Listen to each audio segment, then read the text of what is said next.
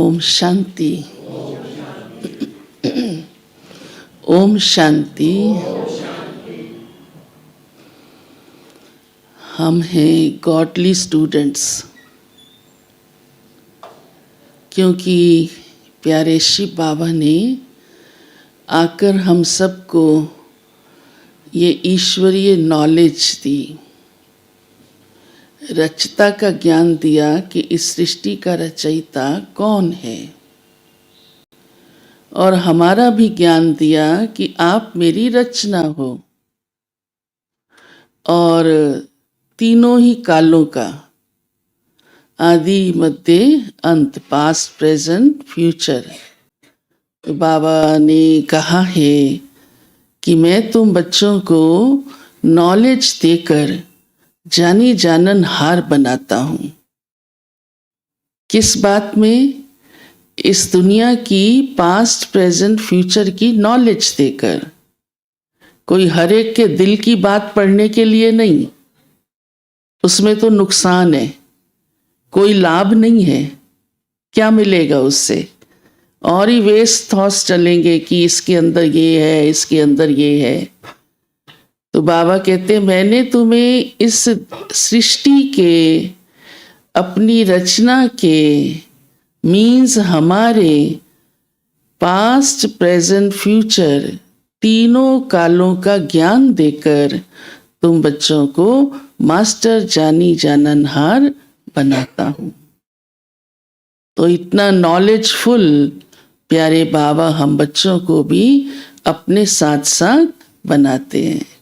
जैसे लौकिक संसार में भी देखो, हर पिता ये सोचता है मैं अपने बच्चे को बताता जाऊं, ये किसी बात से अनभिज्ञ ना रह जाए।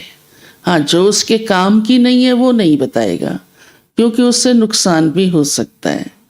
तो प्यारे बाबा तो है ही सारी सृष्टि का मालिक और त्रिकालदर्शी त्रिलोकीनाथ। तो हम बच्चों को भी ऐसे नॉलेज देकर नॉलेजफुल बनाता है। तो बाबा ने फिर कहा है कि आपके पास तो खूब ज्ञान की पूंजी है आप सबके पास। हाँ जी, तो अच्छा नहीं बोला।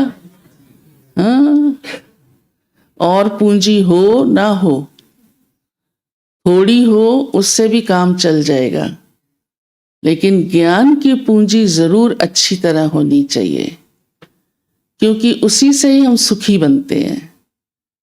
ज्ञान की पूंजी ना होने के कारण चाहे संसार की सारी पूंजी हो, आज मनुष्य सुखी नहीं है। तो इसलिए बाबा कहते हैं आपको मैंने ज्ञान की पूंजी दी है, उसका स्टॉक आपके पास ढेर सारा है, कम पड़ने वाला नहीं। तो फिर हमारा कर्तव्य क्या बन जाता है? जो चीज कम होनी ही नहीं, तो वो क्या करनी चाहिए? बांटनी चाहिए। कम हो तो फिर चिंता हो मेरे पास कम हो जाएगी, हाँ, पर ये और बढ़ जाएगी, कम का तो सवाल ही नहीं। तो बाबा ने कहा है कि जो मेरे बच्चे ज्ञान से भरपूर हैं वो जरूर सबको बांटेंगे, अर्थात इस ज्ञान को औरों को समझाएंगे। दूसरा, जो ज्ञान को प्रैक्टिकल जीवन में लाते हैं वो भी औरों को समझाए बिना नहीं रह सकेंगे, क्योंकि जब स्वयं मनुष्य को लाभ मिलता है तो उसके दिल में ये भावनाएं उठती हैं कि दूसरे को भी लाभ मिलना चाहिए। जैसे कोई बीमारी किसी वैद्य या डॉक्टर से ठीक होती है और कोई दूसरा चाहे आपसे नहीं भी पूछ रहा और उससे ग्रसित आपको वो बीमार व्यक्ति कहीं दिखाई दे जाए, तो अंदर से आत्मा कह उठती है इसको बता तो दो, फलाना वैद्य है, आप उसके पास जाओ, ठीक हो जाओगे। बिना पूछे भी बताते हैं। बस में भी कोई साथ में बैठा है और उसको स्किन की एलर्जी है, कहेंगे भैया ठीक कर लो, फलाना है डॉक्टर, हाँ मैं आपको बताता हूँ। तो बाबा कहते मैंने तुम्हें इतना ज्ञान दिया, तुम सुखी बन रहे हो, तो क्या आना चाहिए दिल में? औरों को सुनाओ। तो जो स्वयं ज्ञान की धारणा करते हैं वो औरों को सुनाए बिना नहीं रह सकते। ये निशानी सुनाई है आज बाबा ने। हाँ, फिर बाबा कहते हैं कि मैं आता हूँ तो 2 काम जरूर करता हूँ। एक, अपने भक्तों को जिन्होंने कई जन्मों से मेरी पूजा की है, उनकी आशाओं को पूरा करता हूँ। अब करने वाला शिव बाबा ही है, चाहे उनको दिखाई कोई और भी दे, हाँ? या समझ में कोई और भी आए, परंतु और किसी में वो ताकत नहीं है, क्योंकि शिव बाबा ही सर्वशक्तिवान है और नॉलेजफुल है। तो बाबा कहते हैं मैं अपने भक्तों को चाहे दर्शन कराऊं, साक्षात्कार कराऊं, या कोई भी उनकी आशा बहुत बड़ी नहीं छोटी मोटी भी पूरी करता रहता हूँ।